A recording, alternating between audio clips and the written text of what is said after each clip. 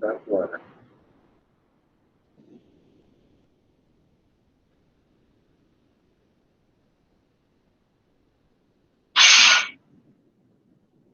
सुबह सुबह आदमी आ रहा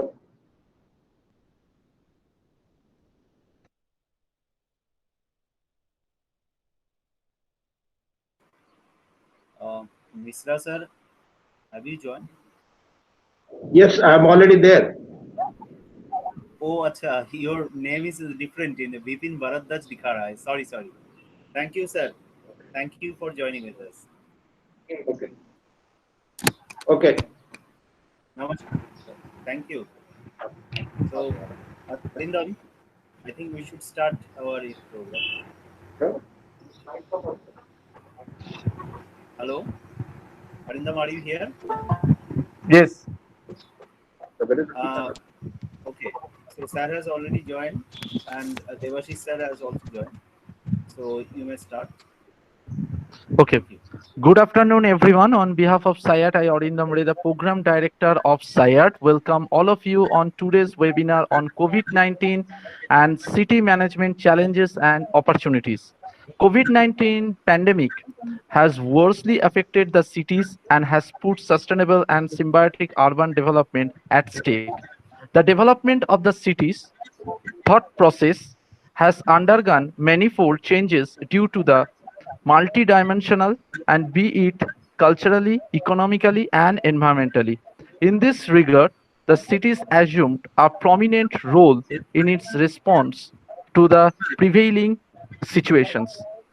The Center for Urban and Built Environment CUBE has a comprehensive and transversal approach to the institute work in the urban context for implementation of 2030 Agenda for Sustainable Development. Keeping this in mind, CUBE would like to bring forward the urban actors, including mayors, local policymakers, and professionals, to help the city discussion makers in the reduction of the adverse effect that COVID-19 has meted out so that a sustainable and strengthened city can evolve. From this perspective, today's webinar can be an exemplary rendition for all. Now it is the moment when I want to invite Mr. Bishwajit Raichaudhuri, the chairman of SIAT, to say a few words. Mr. Raichaudhuri, over to you. Thank you, Arindam. Thank you for inviting me. And on behalf of South Asian Institute for Advanced Research and Development, first of all, I would like to give my special thanks to our honorable chief guest, Mr. Durga Shankar Misra sir, honorable secretary of Ministry of Urban and Housing Affairs, MOHUA, Government of India, and also our special guest of honor, Mr. Devashish Sen, Chairman, CMD of HITCO, Government of West Bengal, and also all other our resource persons who have joined, who have given their kind consent to be a part of this event. So you know that already Arindam has told about the focal theme of this event, and on behalf of this SIAD, we have developed a center, that is the Center for Urban and Built Environment, with a vision to develop an platform where students, where researchers can get an opportunity to learn from the different aspects of urban subject as well as different issues, urban affairs related to the urban affairs. Along with that, it can be a part of policy making system as that it can support our government, both the state government and the central governments too, and particularly as we have developed it in eastern zone, keeping in mind also in the northeastern belt of India also. So with this platform, we are also having an interest to work on the support not only an academic and research institution base, but also in case of policy making sectors. We are honored that already we got some eminent personalities, those who have joined with us as our honorable advisory team. And also in future, we are planning to work on the different aspects of urban different issues, urban related issues, along with the application of technologies, because we have already developed another platform on behalf of SIAD, that is the International Institute of Geospatial Science and Technology, where we are mostly focusing to implement the GIS and remote sensing technology, as well as the emerging technologies like AI, machine learning, data science, as that it can helpful, IoT also, as that it can be helpful for sustainable urban development and its basic integral development also. So with this, once again, I would like to thanks and especially Durga Shankar sir for giving his valuable time with us. And on behalf of that, hope we will get the assistance in future also in our activities, and we will get you also and your valuable support and advice also. So thank you. With this, I would like to conclude my version and also hand over the microphone to Arindam. Thank you. Thank you, Mr. Raichaudhuri. Now it is the prestigious moment when I invite our chief guest, Mr. Durga Shankar Mishra, the Honorable Secretary, Ministry of Housing and Urban Affairs, Government of India, to deliver his valuable keynote speech.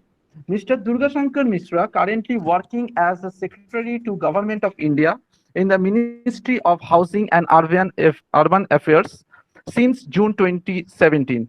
Mr. Durga Shankar Mishra belongs to 1984, the batch of the Indian Administrative Service from Uttar Pradesh, and he has held various senior assignments, union and state governments covering the revenue administration, internal security, vigilance, and civil aviation and tourism, sports, agriculture, research, taxation, and medical department. Mr. Mishra is an MBA and international business batch of electrical engineering from IIT Kanpur, and Mr. Mishra is an MBA from international business from University of Western Sydney, Australia, and postgraduate diploma in public policy from the Institute of Social Studies, the Hague, Netherlands, and he has taken keen interest in promoting the good governance and has published various papers on the subjects related to good governance, public administration, and development administration in national and international journal and books. He has represented the union and state government at various national and international fora and participated in such workshops, conferences. He has been visiting as a faculty in the University of Guelph, Canada, and he is a fond of trekking, sports, and tourism. So we are extremely privileged to have him with us today. So Mr. Durga Shankar Mishra sir, over to you.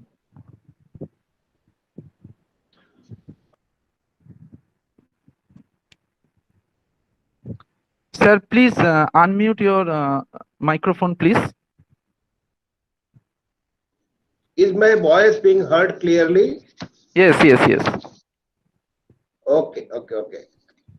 Dr. Roy Chaudhary, Mr. Arindam, and all the participants in this 2 days webinar on a very important subject, which is COVID-19 and the city management, the challenges and opportunities. A very nicely worded subject matter to be deliberated in the next 2 days from 3 p.m. onwards on this digital platform. I congratulate you for choosing this subject. The South Asian Institute for Advanced Research and Development, SIRAD, and its Center for the Urban and the Built Environment, CUBE. This is a very pertinent subject, I mean, especially in view of the pandemic which the country has been facing since the last March 2020. We had the first wave, and we had a series of lockdowns, and after the lockdown, the economy started opening up, showing the good results. In fact, by end of the year, we had a lot of good results coming in the real estate sector, in various other sectors of the economy, and the predictions for the growth of the economy is going to be, I mean, we had around 12% plus growth predictions were there by the month of January or so. But then comes the second wave. The second wave came in the month of April. I mean, when everything was normal, the markets were open, the supermarkets, I mean, were open, cinema halls, the transport system, I mean, the flights were going. In fact, I was traveling. I came to Kolkata in the month of, I think, in the month of February. So, I mean, I traveled across the country, various places, almost 3, 4 across the country. And then comes the pandemic again, the second wave, and everything gets halted again. I mean, this time, local lockdowns in certain cities, certain states, part of the states. This has been a series for the last maybe 1 month or so. And this time when it has come much more stronger. I mean, there have been a lot of casualty. I mean, the total number of cases had gone up as much as, say, around 400,000, which has come down now. That's a good sign. I mean, that's a very good sign. The way the country has addressed the first pandemic, we addressed so positively that across the globe, this was everybody praised. Everybody had a very good praise, appreciation for the way our country addressed the pandemic, where it has made various developed countries a major challenge. It's a global pandemic. It's not an Indian phenomenon. Second wave again, now things are showing very positive results. The number of deaths has gone down. The number of infections have gone down. The positivity rate has gone down. In certain places, in certain geography, it is there. But the major thing, I mean, while we are addressing this, there is a lot of learning in the last 14, 15 months from the pandemic. The new words to come, how we are going to address that. Suppose if there is a third wave, the second wave, the way it is going, I think it's just a matter of few more days. I mean, it's a matter of few more days and it's gone. The way it came, like a cyclone, it will go off like a cyclone. The third wave may come, the fourth wave may come. What is the preparedness and what is that we need to do? How we can manage our cities? There's a lot of learning across the globe, and this is an international conference. We need to share all that. And this is the subject matter of your conference. I think one major learning, which is this platform. I mean, this provides this, you is connected across the globe. I mean, this is people from all parts of the world, all parts of the country are connected and talking to each other as if we are sitting in a conference room. In a normal time, this would have been there, maybe sitting in, say, conference hall in Kolkata or maybe in Delhi or some other place, and there are thousands of people sitting there having some smaller group chats, smaller group discussions, and coming out with some recommendations, and we come out with some policies, some execution, some various kinds of things. But here, this platform provides a very robust platform where we are able to interact with each other, learn from each other, and see what is that we can do. It's a very important learning. This digital platform is a very important learning. And what is that we can do so that this becomes a major tool in the city governance? Because the question, specific question which are addressing is a city management under the COVID-19 kind of a situation. It is not only COVID-19, could be anything else. This COVID-19 comes as one of the centuries big pandemic. I mean, there have been some other such kind of virus have been there in past, say 10 years back, 15 years back, but this is a major phenomenon. So what are the learnings and what is that we can do? Now, first let's understand what is that the city do. Because city is a place where the people, large number of people congregate. The density goes high because there is it's like we take the advantage of people coming together, different skills coming together, larger economic, I mean, we call them the engines of economic growth. We call the cities as engine of economic growth because large number of people with a different kind of capacity, different kind of skills, they come together and they kind of synergize to improve the economic activities, whether it is the manufacturing or whether it is the financial activities, whether various kinds of activities, they are all, I mean, they work on the human skills. But at the same time, when there is a larger density, when a pandemic came, which are the places which are hit most? The cities were hit most. Which cities were hit most? The larger cities, the cities like Bombay, the cities like Ahmedabad, city like Bangalore, they were hit most. Then came the second rank of cities like Ranchi, Lucknow, Kanpur, and the second rank of the cities, they started getting hit. And then come the smaller cities. I mean, because cities, there is a higher density and the chances of infection going further, it increases. So in fact, I was very much happy. I mean, mostly last week, I was holding a joint working group meeting with the Federal Republic of Germany, and my counterpart in the German government, the state secretary of the ministry which looks after the housing and urban there. When we were discussing in the joint working group meeting, she mentioned that they have recently launched a challenge for a corona, the cities which will be proof to this kind of a pandemic. How to develop a new city which will be, which will not have that kind of challenges which you face right now. Maybe something new may come, and I have requested her that whatever may be the impact, the result of the challenge, they should share with us. We can have learning, we can have do something of that kind, but that is for the new city. What about the existing cities? That is, the existing cities, the challenges with the cities management is, one is the sanitation. That's a major challenge. When the pandemic hit in the March 2019, one of the first advisories which my ministry issued, that was on the sanitation. What is that we need to do? And thanks to the Swachh Bharat Mission, which was launched by our visionary Prime Minister in the 2014, 2nd October 2014. If the Swachh Bharat Mission were not there, possibly there would be much more other diseases coming out of this pandemic. Because of Swachh Bharat Mission, the cities were much more cleaner. All of you can be the testimony to this. Our cities, the level of cleanness, the city of open defecation free, the defecation on the streets, that has really gone down. That has been controlled a great deal. So that was a good thing. But the sanitation was a major challenge, and we issued a guidelines. There was a confidence among our Swachh Karmis, the frontline workers who are responsible for the sanitation. What is that we can do so that they get a confidence and the sanitation can become much better? Because every day we create all kinds of waste, and those waste needs to be taken up, need to be treated. We also need to change our habits, how to reduce the waste, how we can improve our lifestyle so that we can reduce, recycle, and reuse such kind of things. Various things are needed, and there have been large amount of learning to the Swachh Bharat Mission, thanks to the visionary launch of the Swachh Bharat Mission by the Honorable Prime Minister in the 2014. We had that very positive work behind this when the pandemic was started in March 2020. The second thing is the water.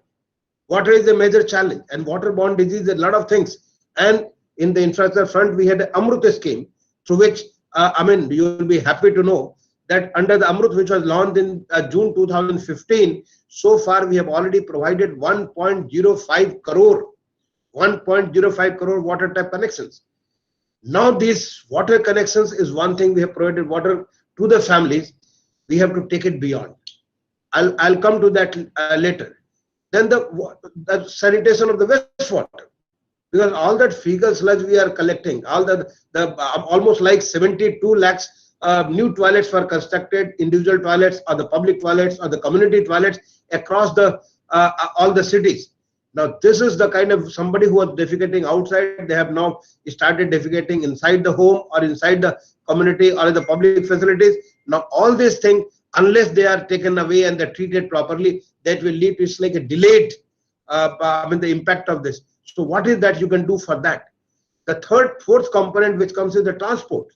Transport is a major challenge. Once you see the cities become very clean, neat and clean. Once the pandemic was there, we were able to clean the streets, and even the sky started looking much bluish. The air pollution came down in various cities. But then once the city comes back, that's a lockdown situation cannot remain always. We have to come back to the normal. We have to have the normal activities. The life has to go on. The economic activities has to go on. So then, what is that? How we can address the issue of transport? We issued a very an advisory on the transport front also. I'll come to that later. Then this is the street lights.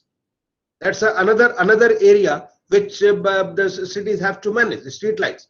The cities have also to manage the various kinds of services to the people. Now, how the cities can do that? Let me start with the transport. The transport advisory which is sent, and which we have, you will be surprised that we had a challenge launched immediately after this, when the lockdowns were over in the month of, I think it's September, October, we launched a cycle for change. We have lost cycling across the country. The cycle had become like a poor man's cycle. But thanks to the Smart City Mission, which has brought back that cycling into the forefront. Now in a lot of the smart cities, you see there is a cycle sharing system, there is a cycle lanes, there are cycle pathways. And then we launch this challenge to all our cities which are the smart cities or whose population is more than 500,000. That through that challenge process, we will handhold, we will some fund, we'll give some award, and then there's a whole countrywide, there's a lot of interest shown in the cycle for change. We launch another challenge, streets for people. I mean, unfortunately, the streets and the roads which are basically meant for the people, the streets are meant for the people. They have been occupied by the vehicles, by the automobiles. I mean, whether it is a two-wheeler, a three-wheeler, or a four-wheeler, they will occupy most of the places. The people who are walking in the streets, they have no place to walk. They feel unsafe. Their life is at risk. There are a lot of accidents there when they cross the road. So then we launch a challenge called the Streets for the People. Let that people have that prime place there, and there has been a lot of interest shown. I mean, I'll invite you, you can go to our smart city mission and see the kind of interest, the kind of activities our cities have done. A lot of innovations, a lot of creative ideas have come, and we are going to push them through. The third thing, the third challenge we had is the safe neighborhood challenge. How to make your neighborhood safe for the children, for the women, for the those who are differentially able. How to make them safe on the streets, how to make them safe in the neighborhood. So that's another challenge with the cities have to think. And then comes the transport for all, which was launched recently. How we can use the power of IT, how we can connect things. I mean, through the app system. This is how the one mode, there's a multi-mode going in the city, like city of Kolkata will have, whether it is a three-wheeler or a four-wheeler or a metro system or a suburban rail or the rail system, all these things, can you connect to the app? Can there, they can be seamlessly connected through for the payment of fare and all that. We have a national common mobility card system, which has the country has launched. This is something very new, and it is now gaining momentum across the country. So what is that you can do? How we can use the power of IT in improving this? And lastly, how we can improve the public transport. That is the bus system, the BRTS system, the metro system, or maybe even the shared mobility, where the people share the vehicle and reduce the pollution in the atmosphere, pollution to the environment. So all these have been, how the cities can manage the transport, that can make a city a better city. And through this tool of IT, they can do that. The learning from our smart city mission is, we already have the 55 integrated command and control centers. 55 out of the 100 smart cities, already 55 cities have the integrated command and control system. This is like a brain and the nervous system. I coined that word in one of the conference. I said this is like a brain and nervous system of the human being. The cities are like organic bodies, and this organic body has a brain and it has got the nervous system. It can sense, it can treat, it can analyze, it can take decisions. So this integrated command and control center, whether it is sanitation, whether the bins are being cleaned or not, being emptied or not, they're moved or not, they're treated or not, whether people who are supposed to be cleaning the streets, they are doing that job or not.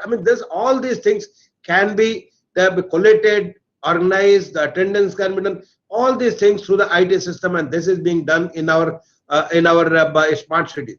Similarly, whether it is the water, all that water, you have the water, but you can provide 24/7 water supply. The whole fundamental of the smart city is, it is more from less. And how you can get more from less? If you ensure that the losses are less, the wastages are less, and every drop of water is used properly. And that is possible through the SCADA system. That is possible through our dashboard, when you are able to collate and you can track the water from the source to the place which is being consumed, and from there to the treatment, and treatment to the reuse. All these things can be tracked, and this is possible. This is being done in our smart cities. That's another learning. This dashboard can be used for complete e-governance. The people, whether you get a water connection, sewer connection, you get, you get your certificate, you get your building permissions, you get your all the services which the cities have to give. The complete e-governance can be done through that. And the most important, you can reach out to the public. You can, I mean, whether it is the information, we want to pass the information to the public in a pandemic like this, or whether it is in communication, two-way communication between through the app system from the citizen to the city managers, how they can be connected together. This dashboard has really provided a very important forum, and that is how through this integrated command and control center, I have requested BEL, one of our leading public sector undertaking under the Ministry of Defense, BEL, we have requested that can we have a prototype of this ICC, because I mean the cities have invested. When the Honorable Prime Minister, I mean he has the vision of getting 100 cities as the smart cities. They are like the lighthouses. They are the places where we are learning, and the things which we have learned, can we translate it back to the other cities? Can we take it to the other cities? Yes. I mean, initially we had to invest a lot, but that was our learning phase. Can we take the experience of these 100 cities to all our 4,372 cities? Yes, it is possible. It is very much possible. And that is how I have tasked BEL, Bharat Electronics Limited, say 3-4 months back. Can they come out with a module of this ICC, which we can pass on to the smaller cities, and with a much lesser investment, using the cloud system, they can have the same kind of power which our smart cities are having. They can do that. And they are, I mean, already for that, our BEL, they are trying to do that, this ICC, ICCC in their own colony. The BEL has got a big colony. Considering that as a city, I mean, the MD and the whole team was there. I had a long discussion. We had been, I mean, my mission director of smart cities following that. So they are going to come up with the module that suppose this is to be given to the city of Bardhaman. Can Bardhaman use this ICCC with very little cost, and using the cloud system today? In these days, this IT thing is not very costly. You can use that and then provide your citizens a better economic, I mean, ease of living. This so whether it is the sanitation, whether it is water, whether it is the transport, whether it is the wastewater, street lights, all these things, and even the e-governance, that is the which touches the life of every people. This can be done through this kind of a system, IT-based system. In fact, we have in the ministry, we have been trying to get this e-governance system 100%. All our cities can be, I mean, on the e-governance platform, and that's our learning. That's a COVID-19 learning.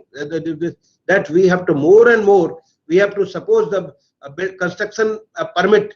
For that, you have to go from one place to another place. Different seats, you have to change your application. I'm very happy to share with you that the work with the ministry has done.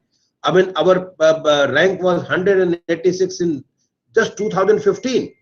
Today in 2020, the last World Bank report, ease of doing business, our rank was 27. We jumped 159 places in just 5 years. That is the kind of reforms we have introduced in Delhi and Bombay, and that reform has gone to 2,308 cities. Now that has to be replicated across the globe. All the cities has to follow this kind of model, that e-governance, where the people don't have to go from desk to desk, people don't have to chase, people has to just be through this this IT platform. You can enter your application, you can enter your thing on the dashboard or on the platform of the city, and there you can get an answer, you can get the service. That is the kind of thing which the city managers have to introduce to bring ease in living. Two more things which I would like to add in this context. The one area which is very bothersome during this pandemic is our street vendors. Street vendors are, I mean, they're very important to our economy. They provide a kind of a support system which normal economy, the formal economy does not provide. When it is getting vegetables in your colonies or in your house, or getting the fruits, or getting the, say, various kinds of the daily utilities, or whether it is the laundry service, say for example your hair cutting, all kinds of things which is the services at home is provided by the vendors. Unfortunately, this was one community which was never touched in the last 7 decades after independence. For the first time during pandemic, we had the PM Swanidhi scheme, Pradhan Mantri Street Vendor Atmanirbhar Nidhi scheme, and I'm very happy to share with you, in just last 9 months, the scheme has done wonders. I mean, more than 41 lakhs people have got registered for the loan on this scheme. more than 24 lakhs people have got their application sanctioned, and almost like 20.5 lakhs people, more than 20.5 lakhs people have been granted 2050 crores of loans. So their business was totally gone after this pandemic. In fact, there have been a lot of learning from this pandemic, that we came to know that they were taking loan at the rate of 500%, 400%, 100%. That's the kind of interest they were paying, but now they were getting out of it. Unfortunately, there has been a second wave. There is a shock there. We were thinking, what is that we can do to provide them the relief? And the second aspect which bothered us during the pandemic was these people who are, normally live in, say, slums, or say informal settlements, is a huge dense population, and that's the phenomenon not in capital city, but in all cities across the country, bigger cities, smaller cities, in some form or other form, there is unauthorized living, there is a living in the slum areas, or the living in the informal areas, and there the services are compromised. So what is that we can do so that people have a decent living? Because somebody comes from a rural area, say a student comes from the rural area to study in a city, to have a better education, or to have better health facilities, or to have a better entertainment or leisure or such other things to improve his quality of life. He is not coming here to feel the challenges. But unfortunately, the living is, getting the rental housing at a cost becomes so costly, so difficult, that he has to settle in such informal settlement or in a slum or such other areas. So then we started a scheme during the pandemic. That scheme is the Affordable Rental Housing Complexes scheme. And to share with you, this is doing so wonders. Affordable Rental Housing Complexes scheme is basically using already constructed houses which are not occupied, or allowing certain kind of incentive to the private sector and the public sector to use the space which is available. If the space is available, we only incentivize them to use that for creating such kind of a hostels, such kind of a facilities where people who are students, maybe urban poor, urban migrant, they can live a honorable, decent, dignified living and earn their living, and also contribute positively towards the economy. So this rental housing, or the social rental housing, could be another thing which has to be addressed. In fact, these things has to be part of our urban planning. A lot of urban planners must be there in your this webinar. In fact, I would like to note them. Let them think, try to see what is that we can. Why do the slums come? Why people have to compromise on the living? Why do such kind of informal things are coming? Now we are thinking of the new urban India. We are thinking of the new India. We are thinking of the developed India. Can we have a slumless city development? Can we have the cities which are more properly planned development? There's a lot of learning from the Smart City Mission. In fact, 3 months back, in the month of January, we launched a document. In fact, it is. I will invite you to go through our document, learning from the Smart City Mission. We would like all cities, making cities smart, learning from the Smart City Mission. So whatever is the learning from these 100 smart cities in different forms, can those learnings be translated into the experience of all other cities, and they can become better city managers? Ultimately, the objective of, there is a very important saying by Ian Gale, a very renowned urban planner from the Denmark. I had a privilege of meeting with him when I was visiting that city. I went and spent more than an hour, and he presented me a book written by him. He has written plenty of books, and there he says cities are for the people. Cities are not for the mayors. Cities are not for the city managers. Cities are for the people. The cities have to manage the citizens' life in a way so that it brings ease in their life. It reduces their challenges so that the citizens are able to realize all their dreams. Where people come with aspirations, dreams, various kinds of things which they would like to do for their children, which they would like to do for the city, which they would like to do for their country, they would like to do it for the state. So can that become that what the pursuits which they want to do as a writer, as a administrator, as a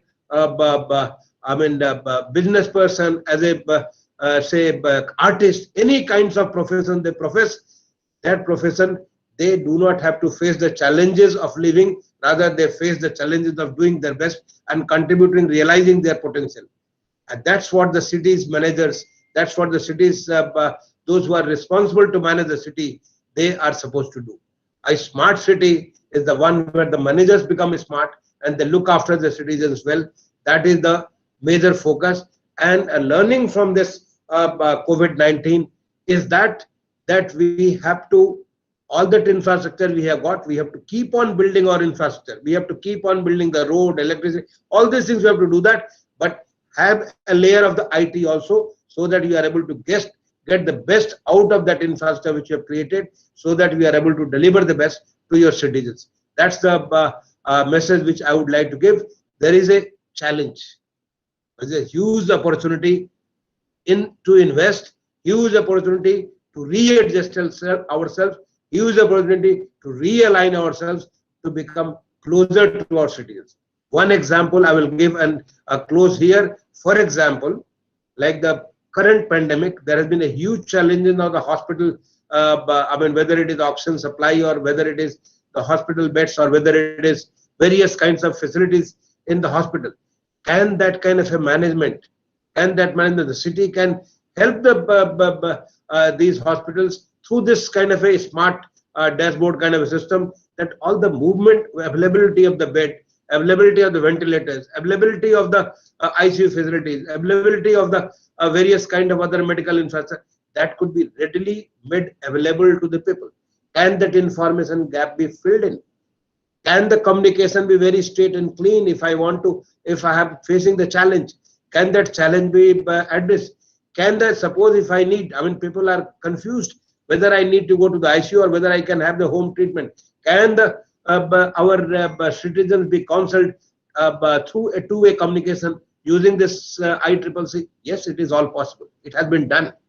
It has been done by our city like Indore. It has been done by city like Surat, city like Varanasi, Agra, various cities. I mean, across the country, various smart cities have done so, and all other cities can also do that. So we must, I mean, learning from here is, well, it looks challenging, but it is possible. And the country has learned in the last 6 years that everything is, we just have to realign ourselves, we have to readjust ourselves, we have to improve our working, we have to take this kind of a position, and then we can serve our citizens better. So I wish you all the very best for this 2 days detailed engagement on this very, very important subject of the COVID-19 and the city management, challenges and opportunities. I hope there will be a lot of learning from here. I'll be very happy if your institute can share those things to the ministry, which we can deliberate further, and whatever best can come out of it, we can share with our other cities. Thank you for giving me this opportunity to talk to this August gathering on the digital platform. Thank you. Thank you, Mr. Durga Shankar Mishra sir. Now it is time for interactive session. The participants, you may post forward your question to sir. Is there any question from any participant?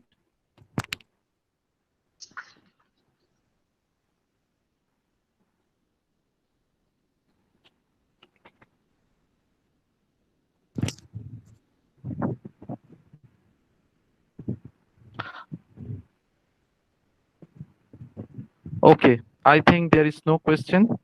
So now it is time for the next special lecture on changing role of urban governance and city dwellers by our guest of honor, Mr. Debashish Sen, the Chairman Managing Director, HITCO, the Government of West Bengal. Sri Debashish Sen joined the IAS in 1985. He graduated from Presidency College, Kolkata, and got his post-MSc diploma from Shaha Institute of Nuclear Physics. He got his diploma in public administration from ENA, France, and he has been trained in the JFK School, Harvard University, and IMF Institute, USA. Mr. Sen has served in various capacity, including the district magistrate for more than 5 years, chief electoral officer for 5 years, and head of information technology camp electronics department for 3 years. He is presently posted as Chairman Managing Director HITCO, which is a government company and that is developing the smart city of New Town, Kolkata. He is also the Chairman of Navodiganto Industrial Township Authority at Sector 5, Solle, Kolkata. So now I invite Mr. Devashish Sen to give his valuable lecture. Good afternoon, everybody. Am I audible? Yes. Okay, thank you. So, good afternoon, everybody. Thank you very much for having me. I listened to the keynote address of Dr. Misra, and he has been very comprehensive, covering all aspects of urban management and in the light of the COVID. I will, however, take some of his thoughts further down as I see it as a practicing manager. You know, as chairman of NKDA, it is like being a mayor of a city and handling everything that relates to the pandemic and to stick to the topic of using citizen resources to further combat the menace that we see in this second wave of pandemic. Those of you who are from Bengal would know that the state government has declared today afternoon at around 1 o'clock, a 15-day lockdown period for the whole state. And so it is war again, a war on the COVID for the second wave.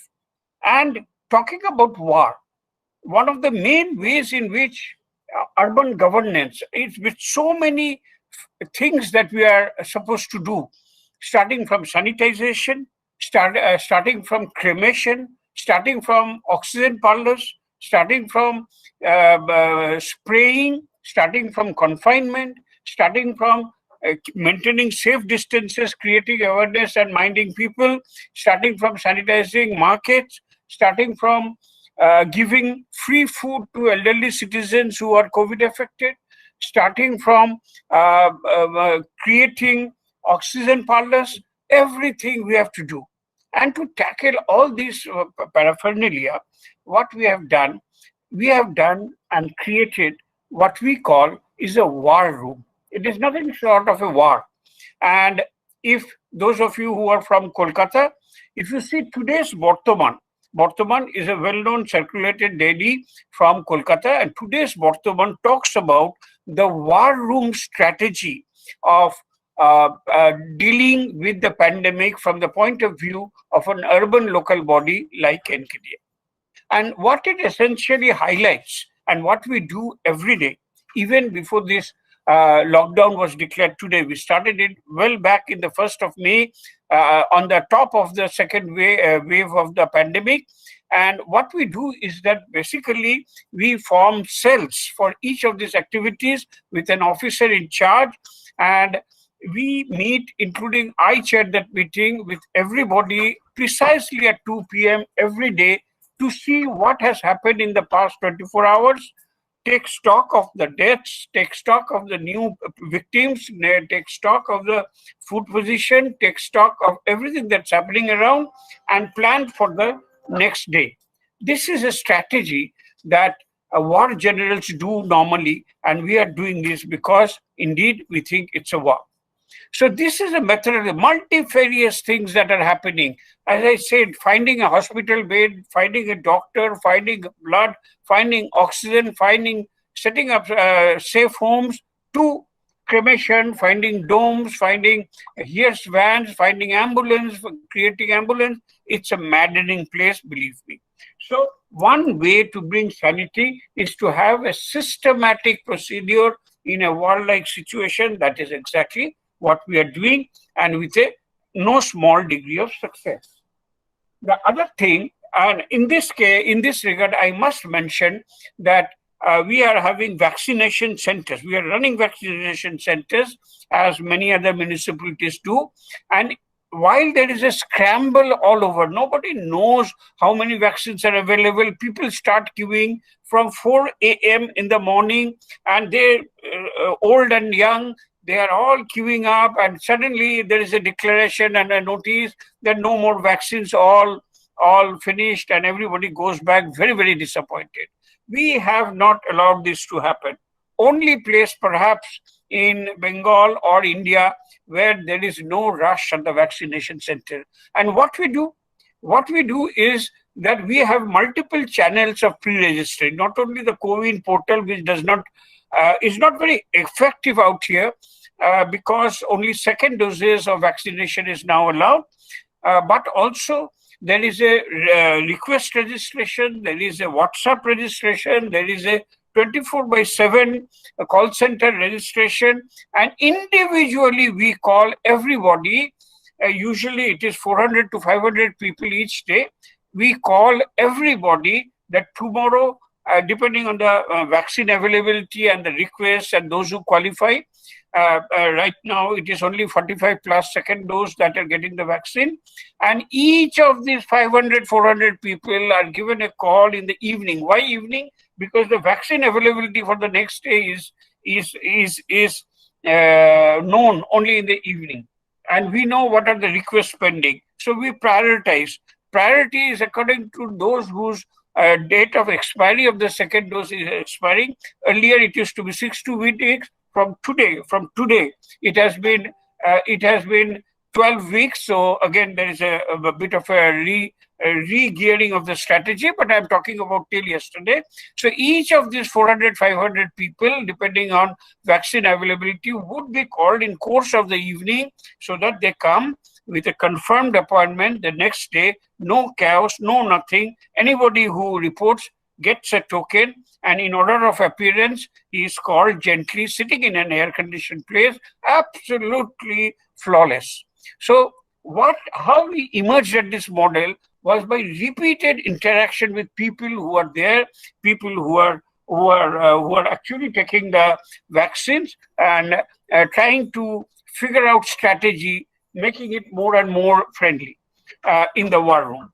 And what we did was, one of the factors we noticed was not everybody was very comfortable in the IT.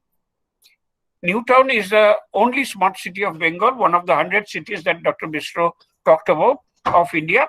And however smart we are, we know many people, elderly citizens, and also people from the lower portion of the socioeconomic status are not very conversant in using such apps and web portals. So what we did, we called for volunteers. We called for volunteers from among people who are there in the new town.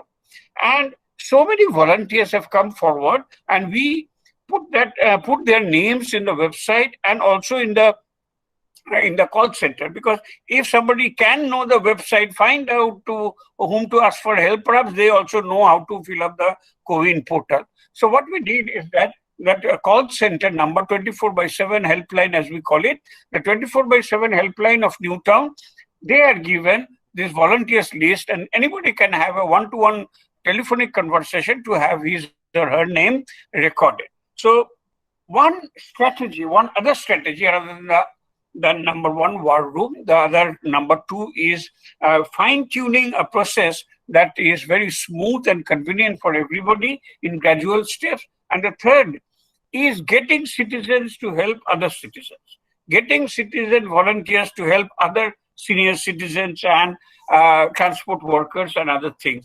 This has been a very, very good strategy for us, even during the last lockdown in the last 2020 pandemic situation. We had formed several neighborhood network of volunteers, and each of them helping each of others, and we were able to mobilize them very, very effectively. And when Dr. Mishra talked about ease of doing business, and he has very rightly pointed out that India's position has grown from 127 to 25, a very, very creditable achievement, I must say.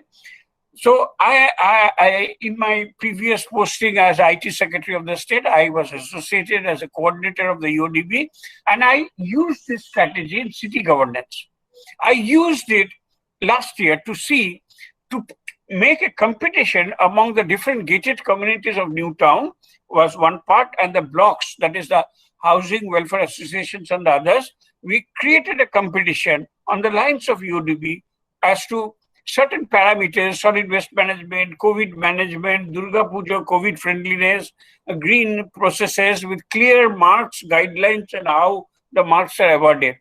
And a training session also for the people of the housing society. And there was a huge competition. We gave them sufficient time. We did mentoring, and on the 1st of April of this year, we announced the results. In fact, 31st of March, we announced the results and said the gated community of Uniworld was the first. And when they got the first, the other blocks started saying, why aren't we first? Why aren't we lagging? Mind you, like the EODB thing, there's not a single prize, and the token prize was given. There's not only how you are doing good citizen behavior, what you can do. You can do not throw plastics on the road. You can segregate solid waste management. You can maintain COVID protocol by using masks and maintaining distances. You can stop wasting water. You can plant a tree. All of these were noted down and points were given and evidence was to be given, and so that this competition ranking of the different blocks and gated communities among the people has created an extremely good synergy, positive synergy for this pandemic control as well. And other than the volunteers and the ranking and the other things, we have also enabled enough enthusiasm among the people of the gated communities and the housing blocks of Newtown, so that they are coming forward, as in many other places. I'm not saying this is the only place, of using their community hall, of using their clubhouses as a safe house with oxygen beds, because we all know, so it's no point saying because. So, but within their community, they're adding extra COVID treatment beds. And I think it's a fantastic thing. We are guiding them. Our doctor is going there and they're saying, this is the way to do it. This is the way to don on a PPE. This is how you off don a non-PPE while you go out. This is the way to throw. This is the way to manage. And we are having right now, as I speak, 20 bed safe house beds run by NKDA, 10 oxygen parlor camps run by NKDA, but many more. My guess is at least 50 or 60 in the private sector, within the community. The resident welfare associations themselves have come up, and we have been able to synergize so that they come up and help us all and themselves in finding out that this is a safe place for COVID patients who are yet to be hospitalized or yet to get a bed. We are also talking of a certain number of new things that are coming in. Dr. Mishra talked about waste management and other things, of not throwing these things. In the pandemic times, we all use masks. The surgical blue masks, as we all say, are use and throw. You can use them once. But where are you throwing? Where are you throwing? You are probably throwing it in a bucket, in the same garbage dump that it is going, and it is highly unrecommended, not recommended. So we are creating a synergy. We have put yellow bins and we are reaching out to the people. And this is probably my last point of involving citizens in the management of COVID, in addition to whatever I've said, is that in Smart City Newtown, we have created a Newtown radio, a radio station professionally managed by professionals, but a radio station that does not use frequency modulation, FM radio or AM. Of course, nobody uses these days, but it's an internet radio. You go to Google Play Store and you search for Radio Newtown, and you will get that apps and download, and there is a regular broadcast. And for involving the citizens, we are using local talent, boys and girls, students, etc., who can sing, who can dance, and it is recorded in the Radio Newtown studio and it is broadcast. And it starts with the performers, their families and their friends listening to the performances, seeing the performances also on Facebook, and gradually it is gaining a very, very wide viewership within the city, of course. And that is precisely the point. If you want to communicate that from tomorrow, the gap between first and second dose for Covishield has increased from 6 weeks to 12 weeks. How do you do that? How do you do that? Can you give SMS to everybody in the whole city? Can you do that through WhatsApp in the entire city? Can you do that through merely miking? Miking is a good way, but that's it's very difficult to reach everybody. So we are using technology, Radio Newtown, apps radio, making it popular beforehand by use of cultural events, and now using it every day at 6 o'clock for 15 minutes, the latest information about COVID, where are the beds, where are the oxygen, and where is the immunization centers, and what are the private sector options, what are the government options, and every bulletin that comes in through the government sources, we are trying to put it up there so that if anybody needs it at the time of need, all he has to do is to tune in to Radio Newtown. All said, I will say that for government alone, for the health sector alone, for the municipalities and ULBs like NKDA alone, it is jolly well impossible to fight a global pandemic like what we are seeing. We have to involve the citizens. And citizens are volunteering like anything. They are coming forward and helping us and supporting us, and we are guiding them. I tell you, ladies and gentlemen, that this is a great way of jointly fighting the war, and we are doing that in a very, very systematic manner. Thank you.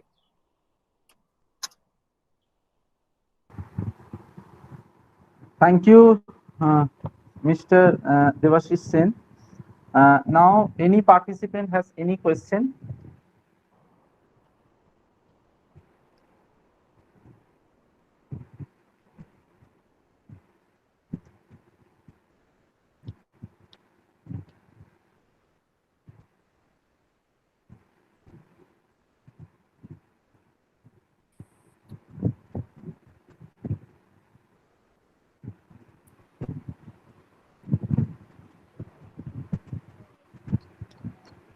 Okay.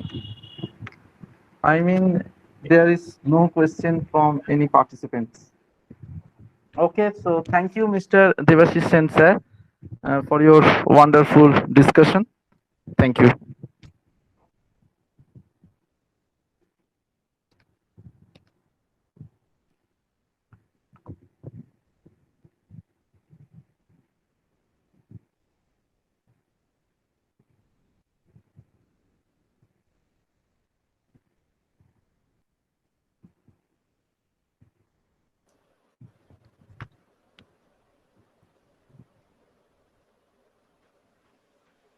Arindam, you may call Ajit Pai, sir.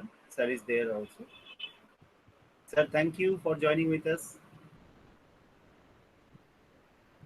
Am I audible, sir? No, sir. You're audible. Delighted to be here.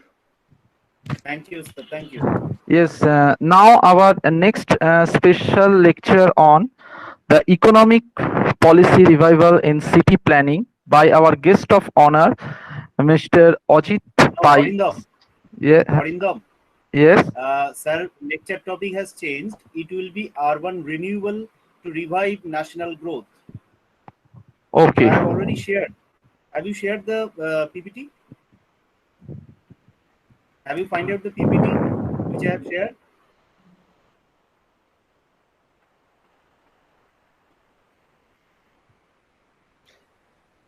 Okay, please. Please continue. Okay. By our guest of honor, Mr. Ajit Pai, the distinguished expert and head of economics and finance, Niti Aayog, Government of India. Ajit Pai is distinguished expert of Niti Aayog, where he heads economics and finance and oversees public disinvestment, and he is also the consultant to the vice chairperson of Niti Aayog, is the nodal officer for the Ministry of Finance and its subsidiary department and the Department of Public Enterprises, and handles matter related to the World Bank, IFC, IMF, ADB, NDB, OECD, and the G20. Mr. Pai is also the chairman of Delhi Urban Art Commission, a statutory body created by an Act of Parliament in 1973 to advise the Government of India in the matter of presenting, developing, and maintaining the aesthetic quality of urban and environmental design. So, he has been awarded over 6 years an unprecedented 5-1 and 1-2 the Stermine Awards in the Forbes and Financial Times World Best Analysis Survey for forecast accuracy. Mr. Pai holds a Bachelor of Arts from the School of Planning and Architecture, New Delhi, and Master of Arts from the Yale School of Architecture and MBA from the Yale School of Management. He attended Yale University as Tata Scholar and also served as a John M. Olin Fellow for Research in Markets and Regulatory Behavior. His active interests include architecture, design, the anthropology, urbanism, planning, history, economic development, sustainability, horticulture, finance, technology, travel, real estate, art, policy development, and governance. He is one the executive committee of the Indian Policy Foundation on the advisory board of the Future Institute and is registered with the Council of Architecture. So we are extremely happy to have him with us today. And so I invite Mr. Ajit Paiser to deliver his today's speech. And I am also handing over the responsibility of conducting this program to Ms. Antara Kundu, the Executive SIAT. So, Mr. Ajit Pai, sir, over to you. Thank you, Arindam, for that wonderful introduction. And also thank you, Dr. Chaudhary, for inviting me to speak at this forum. So what I will sort of focus on right now is, I think all of us have recognized after hearing the last two speakers that COVID-19 in urbanism is both a question of lives and also a question of livelihoods. And I think the prior two speakers have focused on both of those areas. They've been fairly well balanced in looking at both, all that can happen in our cities to deal with COVID-19 on a direct basis.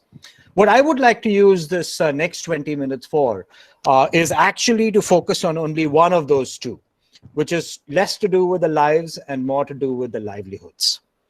And as a Center for Urban and Built Environment, I can tell you that the potential for doing what COVID has created as an opportunity right now for an urban renewal is greater than in recent history. And why is that so? People will say it is multifold. I think the first thing that we see in this pandemic is that it reduces economic activity.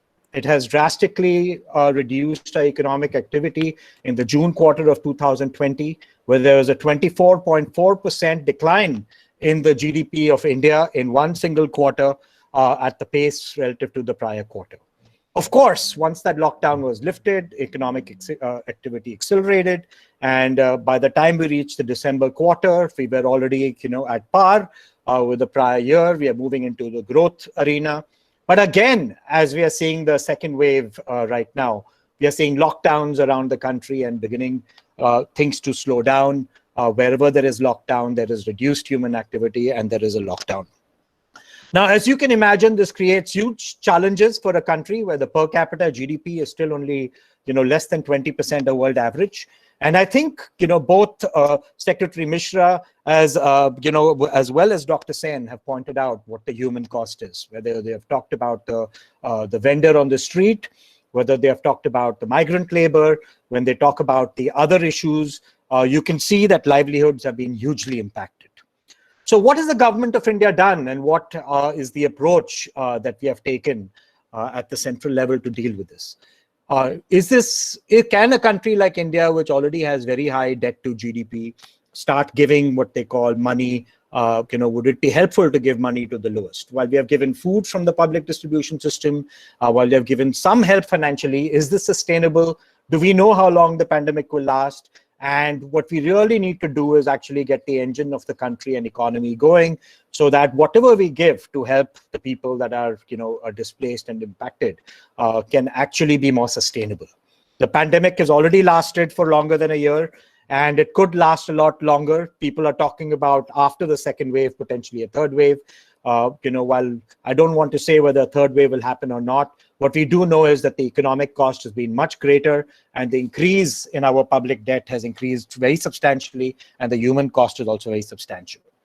So one of the things that actually the government of India and the central government has pushed during this pandemic, and I think is a strategy for CUBE to help with, the Center for Urban and Built Environment, is that to create livelihoods in areas which are not impacted so much by the pandemic. And that there are two areas which create a lot of employment, and that is both infrastructure and construction. As many of you will know, the amount of employment created by infrastructure and by construction for every rupee spent is 5 times more for the same money spent than the average of the overall economy. So rather than money going into different areas, going into, trying to boost a little bit of consumption here and there, we can create a far greater employment and improve our country, improve our infrastructure, make ourselves more competitive, whether we're investing in logistics, whether we're investing in roadways, whether you're investing in the railways, in railway stations, in airports, in water supply, in sewage, in overall urban renewal, which is much needed in India. I'm sure all of you will agree. If that money, instead of going into other things, goes into these areas, it'll make that ease of doing business, where we have increased the rank significantly, ease of what I would call ease of living, in addition to the ease of doing business. Those two factors where we still don't do very well outside of the Delhi and Bombay, where the, of course, ranking is focused, we can actually improve as a country vastly, make ourselves far more competitive in global trade, and in the short run, improve the economy. You'll also see that a lot of the infrastructure projects and a lot of the building projects, construction projects that we have are in open areas where the virus is more difficult to travel and transmit. And also, if they're done by larger, well-organized players, and the focus is there, that are given licenses, then it can continue with all the precautions, whether it's measuring temperature, whether it's even the most basic testing, maybe the RAT, if not the RT-PCR everywhere. But anywhere where we can actually maintain controls to ensure that the pandemic is not supported by infection spreading. If we can invest in those areas, then we can keep economic activity going. We can create a lot of employment, which will reduce the load, not just on our Manrega system and the rural employment scheme, but in urban areas. So this is one of the things that I wanted to reach out to the Center for Urban and Built Environment, as well as all the panelists here, to think of ways and means that we can figure out how to get this all going. How do we get a whole in urban renewal? How can we get this to happen, whether it's infrastructure, whether it's construction, to improve our housing stock, to improve our office stock, to improve our factory stock, to improve our roads, improve our sewage, everything at a time when the country needs that activity more than ever before, and at a time when it is least disruptive to the country.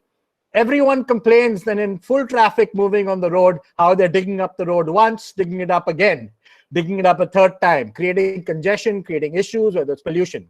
At a time when there's the lowest traffic on the road for a long time, when there's the least congestion, least movement, can we think about pushing these projects forward? Well, the national government can do so much. There are 3 tiers of government. There's the central government, there's the state government, and eventually there's also the third tier, which is both the PRIs, the Panchayati Raj institutions, and most importantly, the ULBs, which is the urban local bodies.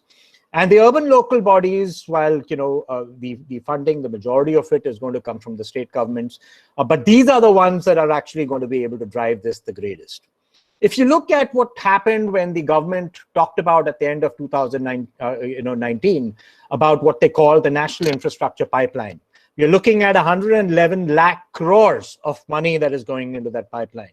For the first time for this country, we had a view that was not just a central government view. It was not just a view proposed by the Department of Economic Affairs that this is what 111 lakh crores would be spent by the central government.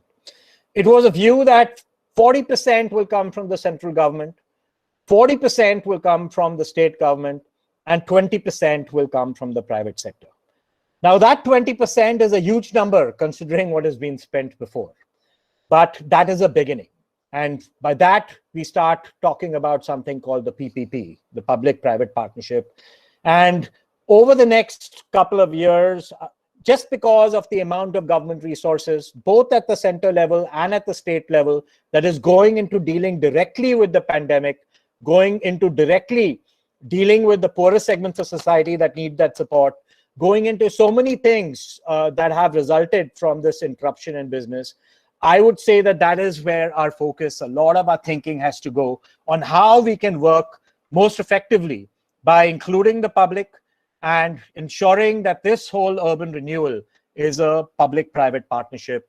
And how do we ensure that the state provides unprecedented level of support in terms of ease of permitting, in terms of land use, in terms of support to make this happen as quickly as possible, so that there can be money from the private sector that is deployed as quickly as possible, and that livelihoods are created in an area where the greatest number of jobs can be created for the limited resources of a country that is still not a wealthy country, even though it is now one of the largest economies in the world. So that is the challenge, that I think we face, that I'm throwing out there to CUBE to think about this. Now I'll be addressing one specific challenge that has been talked about by both of the prior speakers. I think Secretary Mishra spent more time talking about it, a little bit more than Dr. Sen. But this is the challenge of what we would call some people call it the informal development. Some people, call it the unauthorized development, and some people call it slums. But I think all our major cities have a problem with unplanned development that has taken place. The estimates for Delhi are as high as in the very high 40% of our population stays in this sort of unplanned development that over time gets regularized. But this creates challenges. Whenever it is land that has been taken over or put to the wrong use, or it's public land that is illegally occupied, it creates planning challenges, because whenever it is unplanned, it also has unplanned consequences. And when we look at these areas, it is occupied by people that are critical to Delhi. It is the people that actually make a lot of everything happen on the ground in Delhi, whether it's in construction, whether it's in cleaning, whether it's the staff, whether it's in Mumbai, whether it's in Calcutta, whether it's in Delhi, whether it's in Bangalore. We are seeing the people that occupy this are critical, and very clearly the unplanned nature of how these things have evolved as part of our cities is generally in areas that are very central for the convenience, but also creates its own issues over there, not just in the spread of disease, I'm not talking about that way, but even in longer term things like hygiene, in water supply, in sanitation, in fire tender movement, in the basic amenities that exist. So it is here that I think that there are many models that exist. In Mumbai and Dharavi, they have looked at some models. In other cities around, they've looked at some models. But over here is where I think the public-private partnership can be revisited. And the models for revisiting this, to actually make this happen, I think that the intellectual bandwidth is there, even within this panel, even within this institute, of minds that can be put to it on how do we make this successful? How do we get the alignment of interests of all the parties over here? Can we look at some of these areas? What is the right size of area to look at? 1 square kilometer, 2 square kilometers, 3 square kilometers, 10,000 habitations, 1,000 habitations. How can we look at this area that has been informally encroached on, that the roads are not wide enough, the sanitation is not sufficient? When we legalize by providing water supply and electricity over here, are we increasing the problem or are we reducing it? Because suddenly now sewage becomes a problem.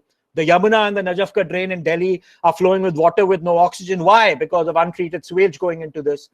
Can we formalize these areas by reclaiming this property, making sure that at a local level, that at the same level in the same neighborhood, that the people that are being displaced can be provided accommodation, that this new development that happens, can we get the builders to do it and give them FSI, increased FSI in this area? Can we reclaim and provide green areas again? But create the community, create the RWAs, create all of that infrastructure in these areas so that people's quality of life improves drastically in these areas, but while deploying private capital, private enterprise, not calling it low-cost housing, not calling it affordable housing, even though that both of these, if they are products, then we will be very happy, but trying to provide 21st century quality housing to the citizens of this country, but using private capital. Give them the FSI. Give the builder enough that if he constructs this thing, because some of these locations are tremendous locations, center of the city, amazing locations, maybe 30% goes to existing residents in terms of, high quality square footage relative to the same ratio of square footage they're occupying now. But instead of the single story or double stories they're occupying of kacha, they actually get full pakka construction, and that becomes legal.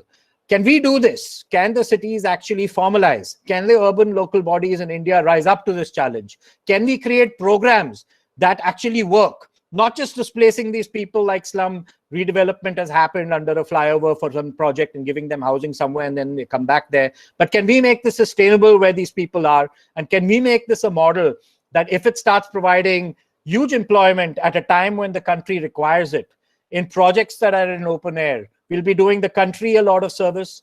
We'd be thinking of livelihoods in addition when we're trying to slow other economic activity. You know that the other economic activity like retail, like theaters, like bazaars, everything is stopping because of the way the pandemic's been. But is this something that we can continue at a stage like this while upgrading our stock and making this country and the cities of this country, far more desirable places to live in? Delhi is likely to become the largest sort of urban agglomeration in the world by the end of this decade. Can we also make it the sort of the most desirable for all its citizens? All the people that live here, the residents, the workers, also the tourists that come here. And can we do that to every city around the country to start making it more attractive and using this opportunity when there's least disruption to people's lives to actually catalyze this and start helping the country by getting this development going? I'll stop over there and happy to engage further on this. Thank you.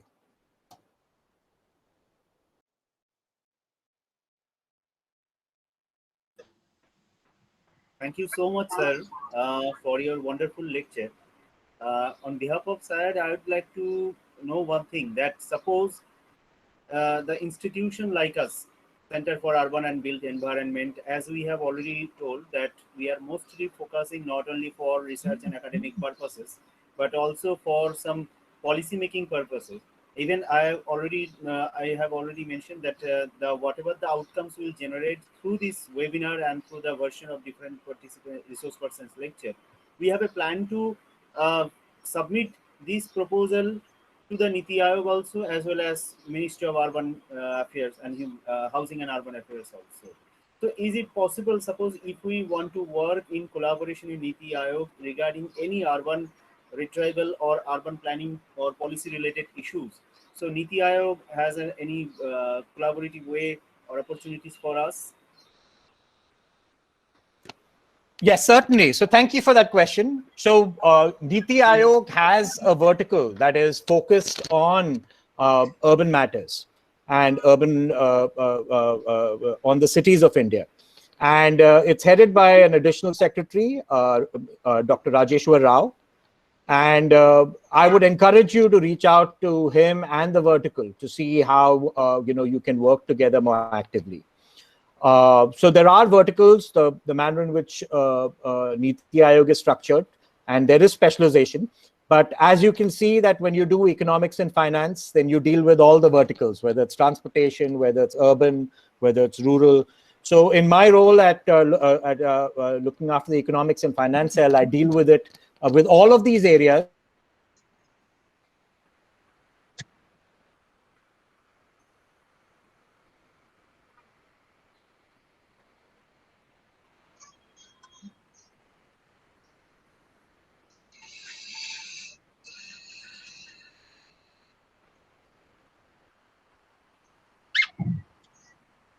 Maybe some technical glitch is there.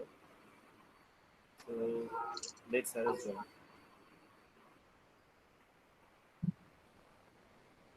well. Ajit sir, am I audible?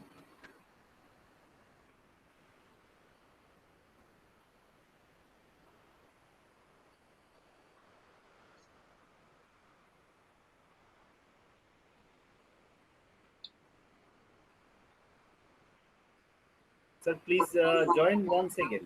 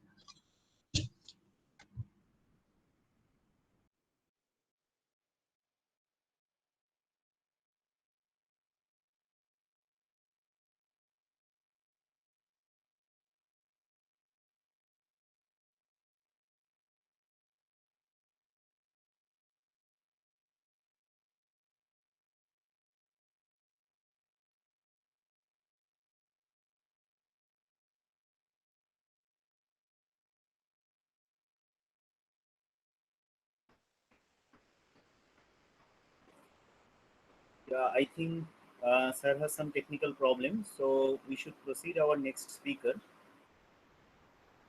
Antara, are you here? Yes, sir, I'm here. Okay, okay. So we should proceed our next speaker. So wait, if sir join, I think sir has joined, sir. Mr. Ajit Pai has joined once again. sir, am I audible? Yes, you're Mr. audible. Pai? I'm sorry, I got Okay, knocked okay. off from there. Yeah, no issue. It happened. So, sir, yes, please, you should continue. You may continue, sir. Please. So I don't know at what point I lost you, but I was mentioning that we have urban Yeah, you mentioned the name of vertical. Rajeshwar Rao. You That's mentioned right. the name of Rajeshwar Rao. After Yes. that, we can't hear you anymore. Okay. So Rajeshwar Rao is the additional secretary that is responsible for this area. And while economics and finance goes into all areas, so we do deal with these issues and we are called in at various points of time. We are spread across multiple things at NITI Aayog. In fact, almost all the verticals we'll have some level of interaction with. There's a different vertical for water, for example, and water resources. There's a different vertical for infrastructure or a different vertical for PPP. So we will be spread as my group that I look at, we are spread ourselves quite thin. But I think for what you're trying to do over here, it'll be best to reach out to Dr. Rao and his vertical, and that also deals very actively with the Ministry of Housing and Urban Affairs. So I think getting that three-way coordination would help you. Thank you, sir. Thank you so much for your wonderful lecture, and thanks for joining with us. And if anybody have any queries, please may ask. Otherwise, we will go for our next speaker. Okay, so Antara, please continue. Thank you, sir. Yes, sir. Thank you, Mr. Ajit Pai, for sharing your thoughts, such nice words. It was wonderful having you here. So our next speaker is Ms. Vinita Shetty. She is the Barcelona-based founder and executive editor of the Smart Citizen, a cross-national platform for experience sharing and collaboration on smart nations, cities, regions, and communities. She promotes and advocates smart city strategies through context, rich case studies of real and feasible technologies leveraged through sustainable business models for direct impact on citizens and governance, with a geographic focus on Europe and India. In her current capacity, she has been an advisor and media partner to worldwide affiliates of Placemaking X in Brooklyn, New York. As an independent consultant based in Geneva, London, and Mumbai, Ms. Vinita has advised a variety of clients in diverse areas involving market discovery, strategic communications, relationship management, event management, and partnership building. Her clients have included well-known institutions like Panasonic Japan, Commonwealth Telecommunication Organization UK, Sinova Switzerland, Patni Computer Systems, and a mobile video startup NUTV India. As an external consultant to Nokia Corporation Finland, Ms. Vinita supported the global public affairs and advocacy activities of a new division focused on emerging markets. During her career, Ms. Vinita has covered some of the monumental changes in public telecommunications in Europe and major developing countries. Her commentary on emerging markets and development issues has always been well received as articulate and authoritative. She will be speaking on the topic of unbilled back better today. Over to you, ma'am. Thank you so much, Antara. And I am really very privileged to join my voice along with some of the distinguished people that spoke before me. And thank you so much for giving me this opportunity, Biswajit. I will be presenting my own PowerPoint, so if you bear with me. Build Back Better is a slogan that has had a lot of policy. It's a very current slogan with the rallying cry of Joe Biden's campaign in 2020. It gave it a particular boost. And the World Bank uses the word Build Back Better to detail devastation disasters like tsunamis and how to bounce back from those. I'm going to sort of build on some of the humanitarian relief and the restoration of services and even the infrastructure solutions which are being proposed a bit ahead of me to look at, the OECD definition. So if you go to the next slide, the OECD, Biswajit, if you can go next to the next slide.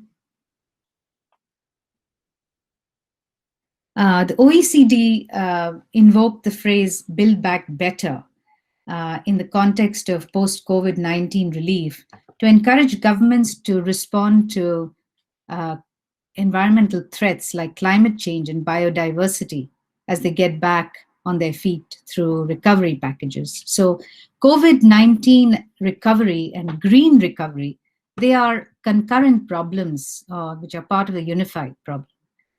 And just to quote the OECD on this, a central dimension of building back better is the need for a people-centered recovery that focuses on well-being, improves inclusiveness, and reduces inequality. And my proposition is to unbuild back better. So it's not so much about the physical infrastructure, but communities and ecology, which is at the heart of recovery. Next slide. I appreciate the opportunity to offer the perspective of urban practitioners. I'm not an urban practitioner myself, but I'm by pedigree, I'm a global technology journalist, but I do lead a community of urban practitioners called Placemaking India, which is a voluntary organization. Next. Slide 4.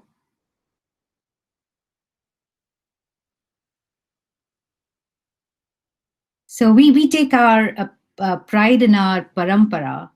We draw roots from Jane Jacobs, the American-Canadian journalist and activist who butted heads with Robert Moses he was planning to build this Lower Manhattan Expressway, which would have been completely destructive of the Greenwich Village neighborhood, which currently exists. Fred Kent, who worked closely with Jane Jacobs, co-founded Project for Public Spaces, which has become a byword for public space creation and improvement in US. And his son, Ethan, has internationalized the focus on public spaces. So I'm supported by Pratima Manohar and Fiba Thomas, both pioneers in placemaking in India. What follows is really a dozen ways to unbuild back better. And they've been crowdsourced from our partners and members who are spread all across India. So if you go to the next slide. And we'll move ahead in the interest of time to the next one. Number 6.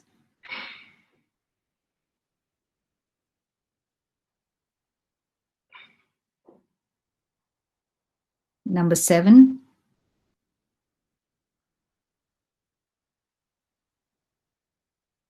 I just want to stop here to quote Fred Kent, who said, "Everyone has the right to live in a great place, and more importantly, everyone has the right to contribute to making the place they live already great."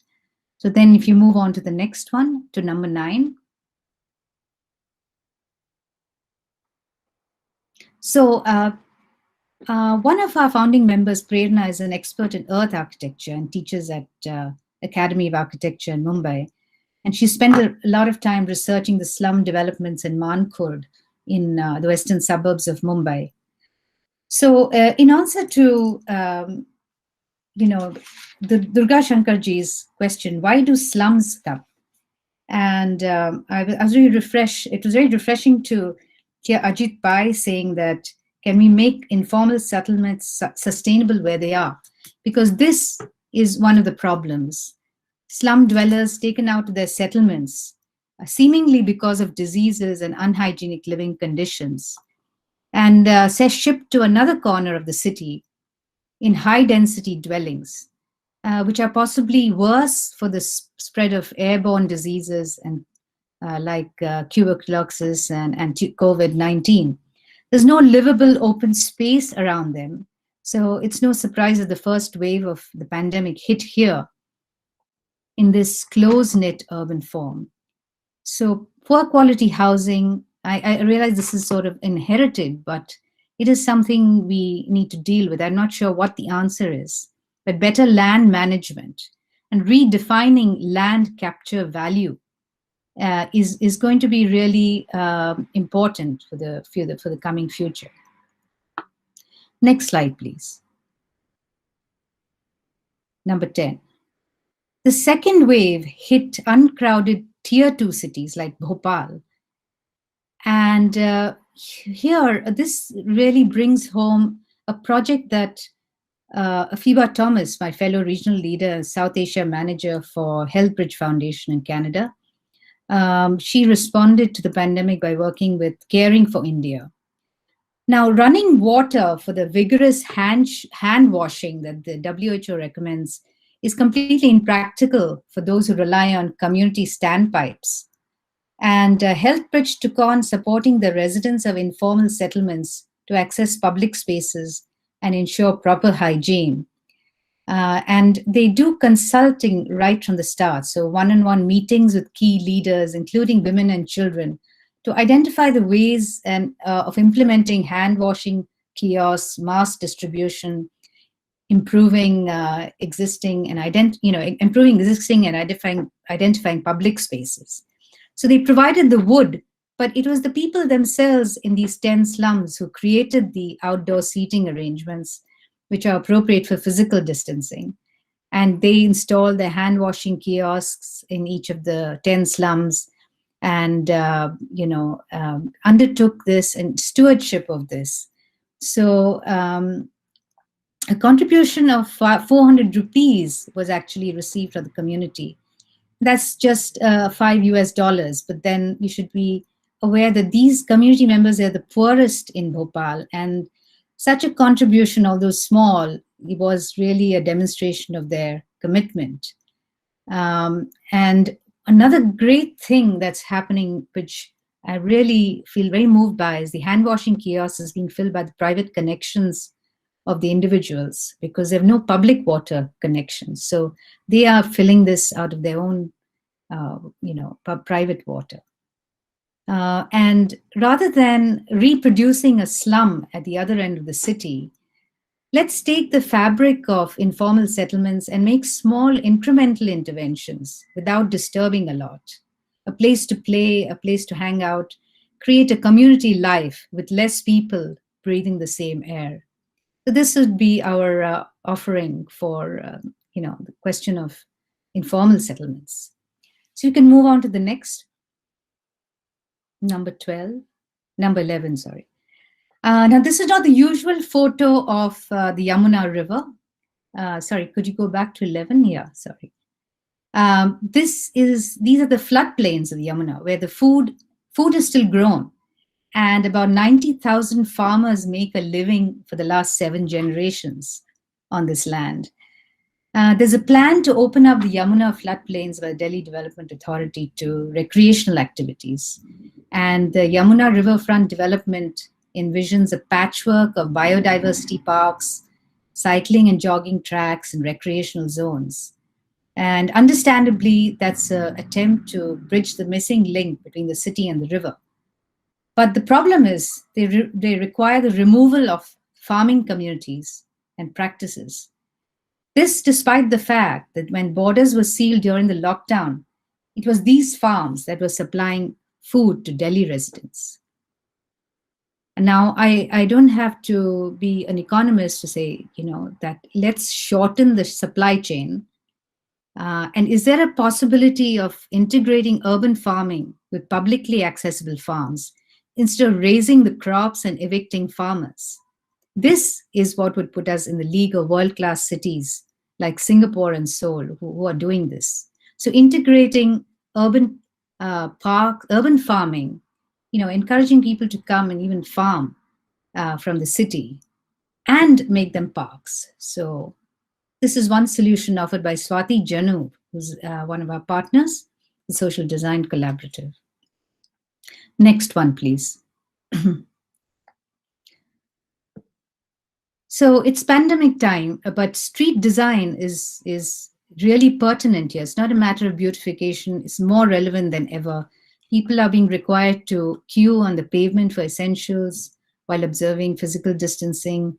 Delivery vehicles need to park as home deliveries become the norm. And this is one of the best times to reallocate road space by correcting the street geometry. Traffic calming allows pedestrians to walk and cross the road without the heart in their mouth. Ajit Pai mentioned, let's get the infrastructure going, sewage systems, airports, railways. Let's also think of how to have cyclists, get their own two-way protected lane. And these are very simple things to do through asphalt paint and color coding. This is a project done at the Lakshmi Complex Junction in Coimbatore City with the cooperation of Coimbatore City Corporation. And one of the problems that Pavitra Sriram ran into was with the Highways Department, which claimed that space as they started building on it. So if some of these street challenges that Durga Shankarji described are to reach fruition, there needs to be closer coordination between the local authority and the highways department. We cannot have traffic speeds on this highly dense retail destination where there are about 15,000 pedestrians on any given day. And another learning from this project was the need to update this 3-meter rule for motor cars. This is a rule that dates back to the colonial era and it overlooks the need for pedestrians. On the top right, you can see a parklet designed outside the famous Annapurna Hotel in Coimbatore. And in what normally would be occupied by one parked car and one two-wheeler. This seating has been now accommodated in a very different way. So raw wooden crates were set up, and 2 days before they were actually painted, people had already gone and occupied this place and they placed ownership on it. So this really brings home the way that people really want to use their streets and build it and they will come, but build it in a different way, in a small scale way. Next, please. Durga Shankarji also mentioned bicycling. So it's not just a cycle, but it's independence. And one thing that Bangalore has been struggling with is that for a population of 1.2 crores, it has over 80 lakhs registered vehicles and counting. And often women are edged out of the rightful place on the city streets. This is Manju George taking a picture. She recently joined the Karnataka Urban Land Transport. And one of her big priorities is to encourage women to get on bikes through women's bicycling clubs. And open street events of this nature, these are women doing a tire race through a street in Bangalore. So they replace car traffic with people traffic, where streets become places for people of all ages, abilities, and background to come out and improve their health. This has also been done in Thrissur. Every year, the World Car Free Days event is organized, World Car Free Day event for the last 4 years. And through these initiatives, we make people understand the importance of car-free streets, physical activities, community cohesion, and the quality time that people get to spend. I can't, say enough about that at this particular juncture with the public health condition. Next one, please. So this is Sukrit Sen. He has been hard at work at volunteering for the COVID-19 second wave, the safe houses that Debashish Sen mentioned. Sports club has been converted into safe houses to isolate patients. School buildings have also been converted, and he's really active in that respect as an architect and a musician. One thing he's found that the traditional Kolkata cafes have shut down, but the terraces have become the new place for chatting across the buildings. And open-air cafes, gardens, sitting in nature, this is becoming the trend. And I hope urban administrators are looking at this and planning accordingly. One trend Sukrit has noticed, the city roads have been taken over by bicyclists, and the prices of cycles are going up because of the high demand. So there is a COVID cycling community that he belongs to. And what's happening is the sales of cycle are going up, and that also means more livelihoods for people selling, maintaining, and repairing the bicycles, who are often from the marginalized sections. So one other thing I would sort of point out is that electric vehicles, I think so far the emphasis has been on buses and public transport, but there's also support needed for electric micro-mobility. And there's probably a whole industry waiting out there to pick up. So if you go to the next slide. This is Ahmedabad, which is a World Heritage City, one of two which we have in India. Now, heritage is something we normally associate with the built structures, but Harsh Prajapati, who's a Gujarat hub leader, he went the length to get community recognized as part of the intangible heritage. So getting the residents to engage on the importance of public space, encouraging them to reimagine a public space. Eventually, some people actually contributed in terms of spare furniture they had at home, and some brought color paints and changed the empty walls. So dead space in a busy street became a vibrant, welcoming place for people overnight with the help of local residents. And the end result was people who were having a jam in the night and peak hours. This is before COVID, of course. And what is the amazing thing is that the space has become part of the Ahmedabad Heritage Walk after this intervention. So people actually stop here on the Heritage Walk because it's community getting together. Next, please.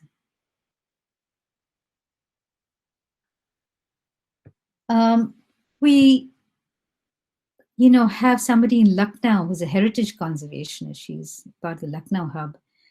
And Lucknow is one of the cities which hasn't had a communal riot. There's a great deal of communal harmony there, the Ganga Jamni Tehzeeb, as they call it. And it's something that's really worth cultivating. Syncretism actually equates to soft power. And Hindus making taziyas for Muharram, Muslims celebrating Bada Mangal. I've seen this in Ajmer as well. Hindus growing roses for the shrine of the Sufi shrine. These are the things that really enhance our soft power. And I can't emphasize enough how important it is in the cities to continue with this syncretism and embracing each other's religions. Next one, please.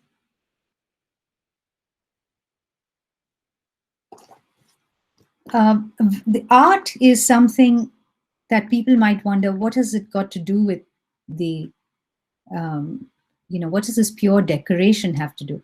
Can you please click on the, yeah. Can you click on it? Okay. Art is not something purely decorative. It's a fundamental expression from one human to another. And it allows us to examine what it means to be human, to voice and express, bring people and art together and ideas together. And as we rise to the challenge of a new normal life in a global pandemic, it's time to value the arts. Even during the pandemic, Start India, which is Street Art India, actually, has done a number of interesting projects. One in, in Panjim, one in Patna, Bihar, and they celebrate some of the COVID warriors. So art allows us to communicate from afar, generate positivity, appreciation during times of, pandemic times, and also amplify important voices and messages. Several smart cities, municipal corporations have actually invited Street Art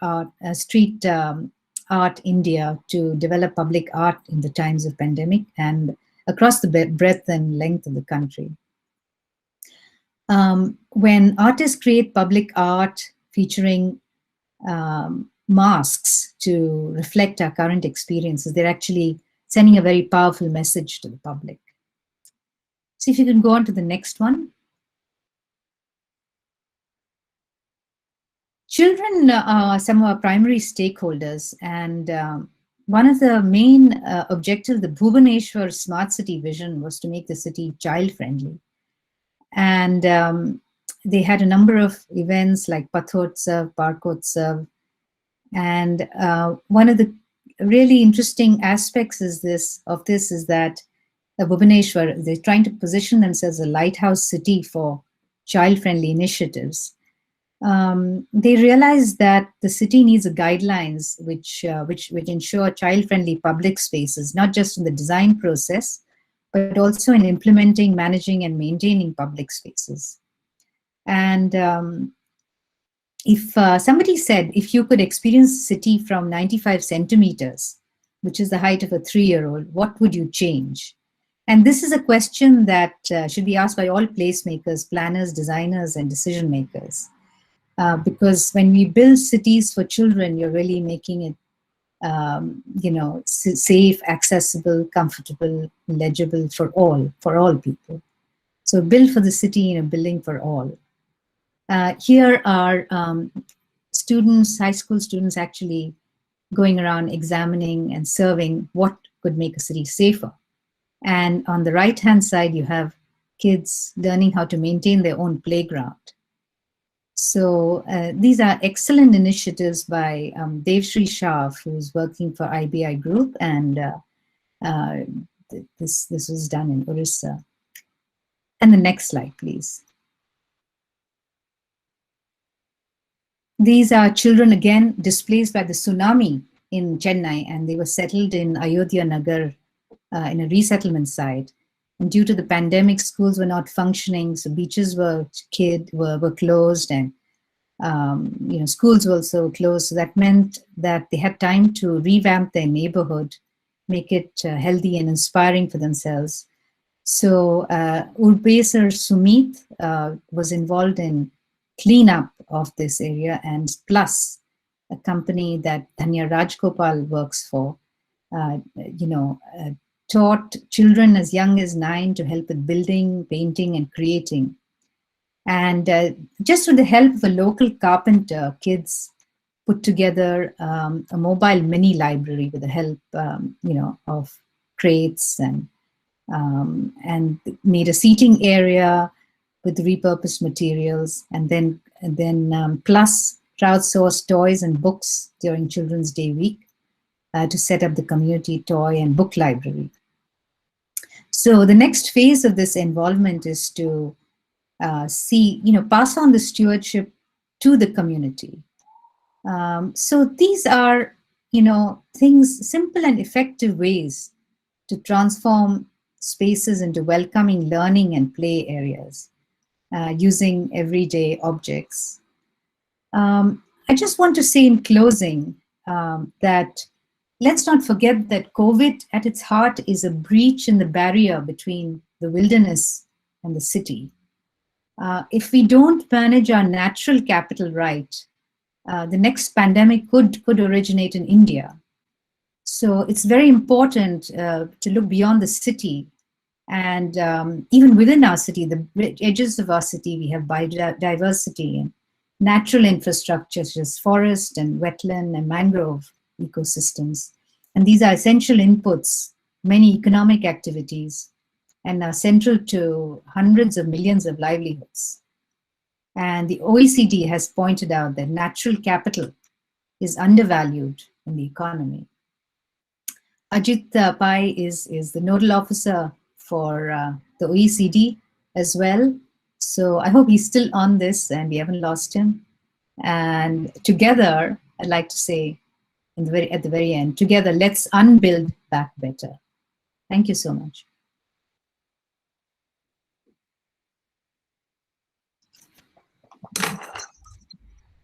Thank you so much, ma'am. If any of the participants have any question, you may now ask the question to ma'am. Yes, yes. Yes, actually, I have one. It is not a question. Actually, thank you, ma'am, for your wonderful lecture. I have experienced some. It's regarding the utilization of public spaces during this COVID situation in COVID pandemic in urban areas. And I have experienced I have experience of two cities. One is both of them from West Bengal. One is Siliguri, and another is Kolkata. And in both of the cities, I found that during this COVID situation, common urban people, it is quite obvious that they have a tendency, to utilize the public space, specifically the public open spaces like shopping mall, movie theater, but there are some restrictions that is imposed by the local government or state government. We can't move freely, but for our mental refreshment, I think that we have to utilize these public spaces. And from this point of view, my question is, what is your suggestion or what is your opinion to overcome this situation? That means we have to prevent this pandemic situation and we have to maintain the not social distance. Rather, it would be better to say it's physical distance. We have to maintain the physical distances among us. But in spite of the fact, how would we entertain ourselves and in respect of urban amusement and recreation? How do you maintain our recreational life for our mental satisfaction in this pandemic situation? What is your views or what is your opinion, madam? Please. Sure. Yes, Article 15 of the Indian Constitution guarantees every citizen of India equal access to public areas and the right to social equality. And I understand what you're saying. These are unusual times, and that right has been suspended. But let me give an example of Barcelona, where I spend part of my year. There were time slots given for children and parents to go out in the afternoon. Then older people above 65 could go out at a certain time, and the rest of the population, could be out. So there were certain time slots allocated. So people who are working, who had essential work, could step out during lockdown. At the working hours, at peak hours, but nobody else was allowed to do that. But the older people could then step out after the peak hour had passed and walk around, and then the children could walk and come out in midday. So this is one solution to the problem, which is designating times for people to step out in the public spaces and use the public spaces for recreation. And I can't agree with you more. And really, I hope this is giving a rise to, and especially among property developers and local authority, to the need for having some recreation space within 5 minutes walking distance, within 15 minutes walking 15 minutes walking distance. So I, think it's a combination of policy and, some short-term interventions. There's no, everybody's suffering from the same problem all the world over, wherever lockdown has been introduced, because, public spaces are the places to, where you can restore your mental health, physical health. So does that answer your question, Tuhin? Yes, ma'am. I have got your. I understood. I understood, and I agree with you. I agree with you, ma'am. Thank you, ma'am. Thank you. Anybody else? If you have anything to share, you can. Okay, so I think, ma'am, there's no such question raised. We thank you, ma'am, for joining us and sharing your thoughts. Thank you so much. We hope in future you will cooperate us again. Thank you. Thank you. I'll be glad to. Thank you.